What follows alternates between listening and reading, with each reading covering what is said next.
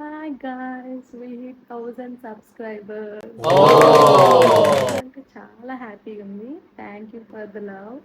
So ఈరోజు మేము అనుకోకుండా లక్ష్మీ నరసింహస్వామి టెంపుల్కి వెళ్తున్నాం. ఎక్కడికి వెళ్తున్నామో ఈ వీడియోలో చూసేయండి. చాలా స్పెషల్. ఎలా ఉంటుందో వీడియో లాస్ట్ వరకు చూసేయండి. Bye bye. చిన్ను కూడా పొద్దున్న లేచినప్పుడు లేచింది, ఇంతవరకు పడుకుంది. మళ్ళీ నేను పొద్దున్న లేచి స్నానం చేశాను 5 o'clockకి. అది కూడా లేచింది. ఇంత క్యూట్గా ఉన్నాము. Cute cute cute cute. Chinnu hi చెప్పు, హాయ్ చెప్పు. మా సబ్స్క్రైబర్స్ హాయ్ చెప్పు, హాయ్ చెప్పు. నాన్న చూడలే కొడుకుతున్నా. కోపం వచ్చింది దానికి. పొద్దున్నకి వెళ్తే కోపం వచ్చింది దానికి. చూడు అక్క లేదు కదా చిన్ను.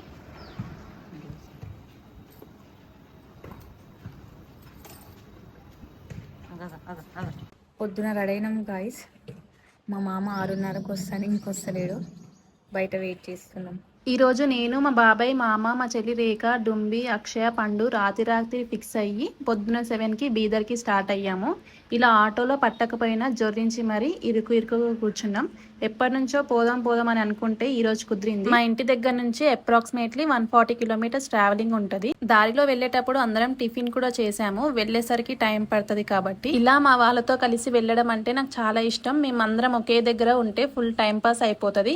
ఒకరి మీద ఒకరు జోక్స్ వేసుకుంటూ నవ్వుకుంటూ టైం ఈజీగా గడిచిపోతుంది. అంత ఇరుకులో కూడా మేము సఫకేషన్ ఫీల్ అవ్వకుండా పోయినామంటే గ్రేట్ అనే చెప్పాలి. దారిలో పెద్ద చెరువు కనిపిస్తే కిందకి దిగినాం. మా పెద్దమ్మ కొన్ని దేవుని సామాన్లు చెరువులో వేయమని ఇస్తే చెరువులో వేసినాం.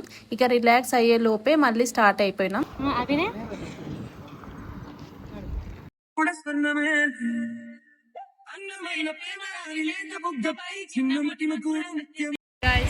ఇప్పుడే బీదర్కి చేరుకోలేదు ఇంకా. కర్ణాటక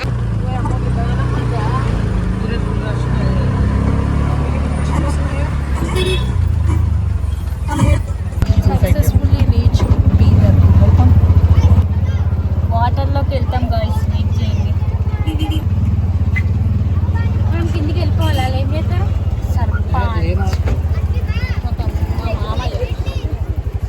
మా మామయ్య హాయ్ మామయ్య బాయ్ చెప్పుకోవటం. మేము టెంపుల్ దగ్గరికి వెళ్ళేసరికి 11:30 అయ్యింది. అయితే మా పిన్ని వాళ్ళ ఫ్యామిలీ, అమ్మమ్మ, మామలు, తమ్ముళ్ళు ట్రైన్లో ముందే ఇక్కడికి వచ్చేసారు. మాకంటే 1.5 hour ముందే. మేము వచ్చేంత వరకు వెయిట్ చేశారు. మా చెల్లి పోగానే ఇస్తరాకు పట్టుకుంది, మళ్ళా ఆకలైందని. అది తినేసాక దేవుడి దగ్గరికి స్టార్ట్ అయినాం. వెళ్ళేసరికి అస్సలు చాలా క్రౌడ్ ఉండే. ఎంత క్రౌడ్ అంటే మేము ఎప్పుడు చూడలేదు. ఎన్నోసార్లు వచ్చాం కానీ ఇంత క్రౌడ్ ఎప్పుడు లేకపోతుండే. లోపలికి వెళ్ళడానికి 10 rupees ఈచ్ టికెట్. ఇంకా అవి తీసుకొని లైన్లో నిల్చున్నాం. పాపం ఆగమామా, ఎండ కొడుతుంది నానియానికి.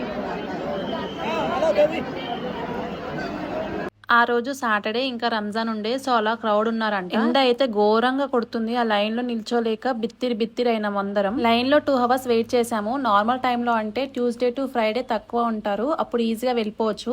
ఎన్నిసార్లు వచ్చినాం కానీ ఎప్పుడు ఇలా ఎంతసేపు నిల్చోలే. అసలు లైన్ కూడా ఉండదు నార్మల్ టైంలో. ఆ లైన్ లో ఉన్నంత సేపు మస్తు టైం పాస్ చేసిండు మా వాళ్ళు. ఆ గ్యాప్ లో బక్కగా ఉన్న వాళ్ళు పడుతున్నారు. ఇంకా చూడండి వాళ్ళ తపన. దుంబి ఆ రాడ్ మధ్యలో నుంచి ఈజీగా దూరిపోతుంది అని మా మామ కూడా ఊరుకుంటాడా, మా మామ కూడా దూరి చూపించాడు.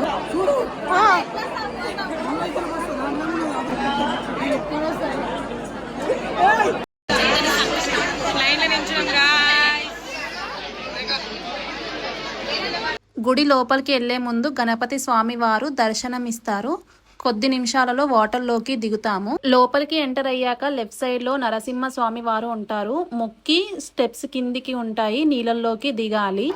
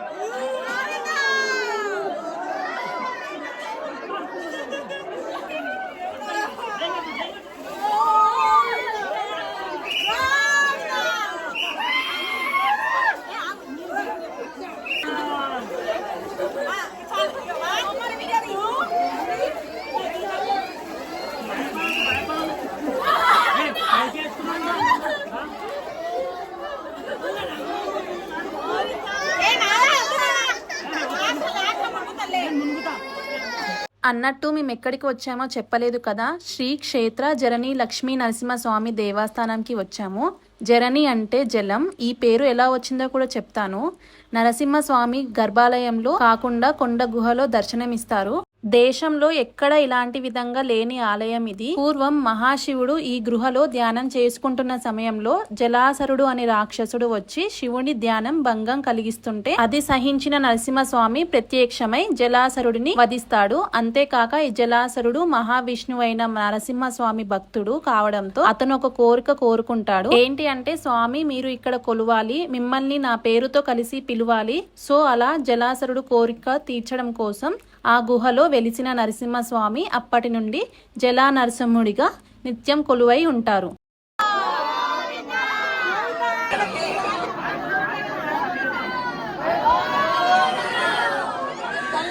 అప్పటి నుండి ఈ గుడికి జలావతార నరసింహస్వామి ఆలయం అనే పేరు వచ్చింది.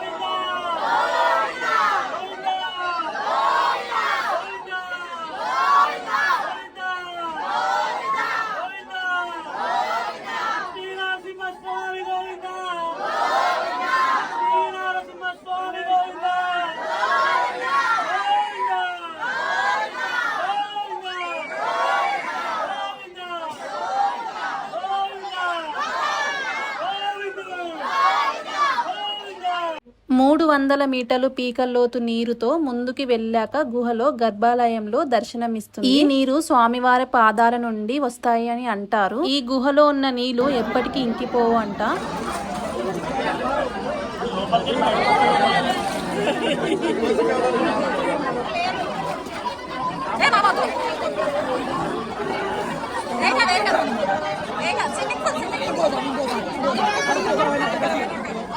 ఇక్కడ గుహలో లైట్ ఫెసిలిటీ ఉంది కాబట్టి ఏ ఇబ్బంది లేకుండా మంచిగా ముందుకు వెళ్ళొచ్చు.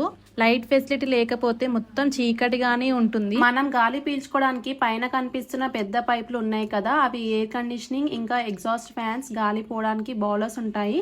సో ఎవరికి ఎలాంటి ఆక్సిజన్ ఇబ్బంది ఉండదు.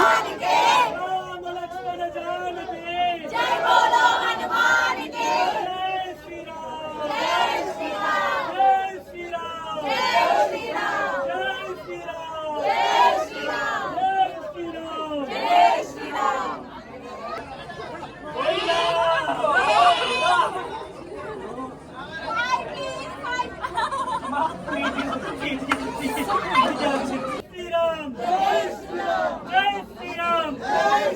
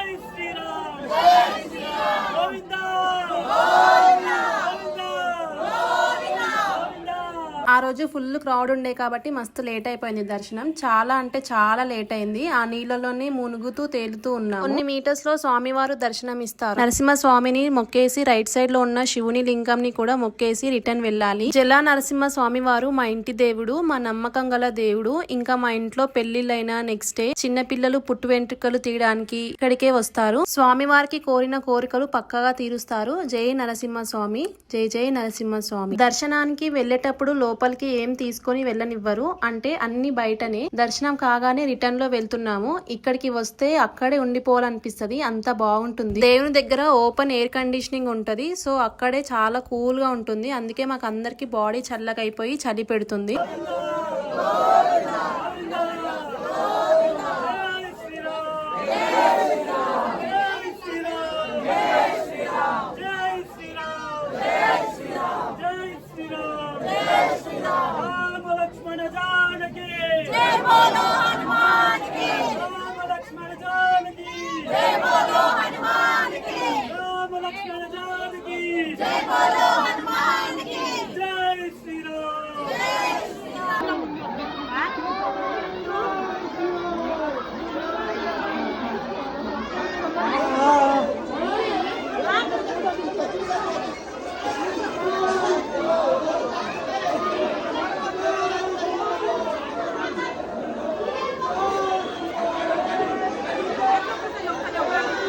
లోపల నుంచి బయటికి వచ్చాము. తర్వాత డ్రెస్ చేంజ్ చేసుకోవడానికి రూమ్స్ ఉంటాయి. అక్కడే చేంజ్ చేసుకొని గుడి ముందు తులసి కోట ఉంటది, ఇంకా అక్కడే టెంకాయ సమర్పించాలి. నేను ఎంత కొట్టి ట్రై చేసినా కూడా పగలడం లేదు. చిన్నగా టెంకాయ జుట్టు ఎక్కువ ఉండే, ఇంకా లాస్ట్ కి పగిలింది.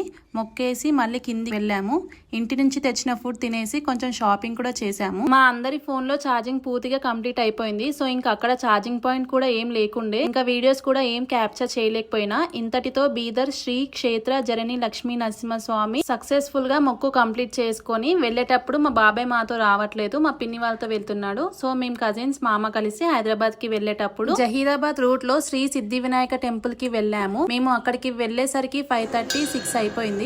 మస్తు కామ్ అండ్ ప్లెజెంట్ గా ఉండే, పీస్ఫుల్ గా అనిపించింది. సన్సెట్ కూడా చాలా బాగా కనిపించింది. లోపల సిద్ధి వినాయకుడు ఉంటారు. స్వామివారు ఎవ్రీ ఇయర్ పెరుగుతూనే ఉంటారు అంట. ఇక్కడ ప్రత్యేకమైన విషయం అన్నమాట.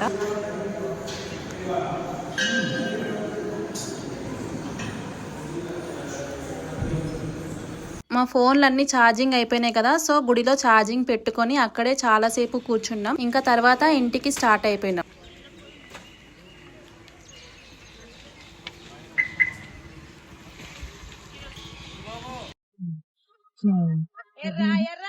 ఇంటికి వెళ్ళేటప్పుడు మళ్ళీ దారిలో చాయ్ ఇంకా పైన్ బిస్కెట్ తిన్నాము. చాలా ఆకలి అయ్యింది. ఫుడ్ తినడానికి కూడా ఓపిక లేకుండే. ఇంకా మీకు వీడియో నచ్చినట్టయితే తప్పకుండా లైక్ చేయండి. సబ్స్క్రైబ్ చేసుకుని వాళ్ళు ఉంటే సబ్స్క్రైబ్ చేసుకోండి. టెంపుల్ కి వెళ్ళని వాళ్ళు ఉంటే తప్పకుండా విజిట్ చేయండి. Thank you so much. Bye bye.